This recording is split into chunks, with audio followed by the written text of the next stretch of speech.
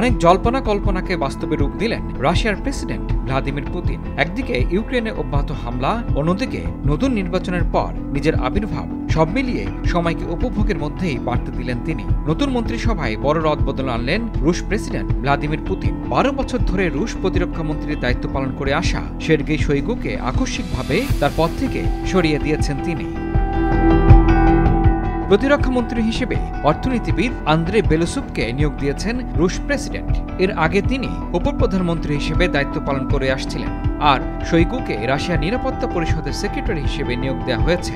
এই পদে 2008 সাল থেকে দায়িত্ব পালন করে আসছিলেন নিকোলাই পাস্তোরেভ। জনমনে প্রশ্ন দেখা দিয়েছে, নতুন মন্ত্রিসভার পরিবর্তনে কি বার্তা দিতে চাইছেন বিশ্ব খেলোয়াড় পুতিন? পুতিনের অনুগত হিসেবে পরিচিত ছিলেন শোইগু। পুতিনের নির্দেশেই ইউক্রেন আক্রমণে রুশ সশস্ত্র বাহিনীকে এতদিন নেতৃত্ব দিয়েছেন তিনি। এখন রুশ প্রতিরক্ষা মন্ত্রীর পদে শোইগুর স্থলাভিষিক্ত হতে যাচ্ছেন বেলুসভ। তার নিয়োগ চলতি সপ্তাহেই রুশ পার্লামেন্টে অনুমোদন পাবে বলে মন্তব্য করেছেন বিশ্লেষকেরা।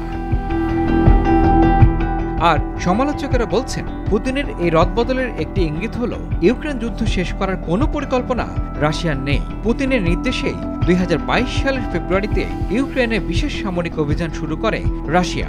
এই যুদ্ধ এখনো চলছে।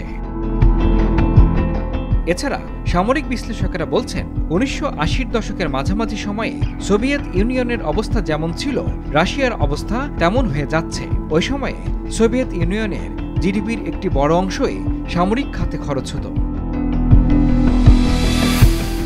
এখন দেখার বিষয়, নতুন মন্ত্রিসভা নিয়ে কি চমক দেয় ভ্লাদিমির পুতিন।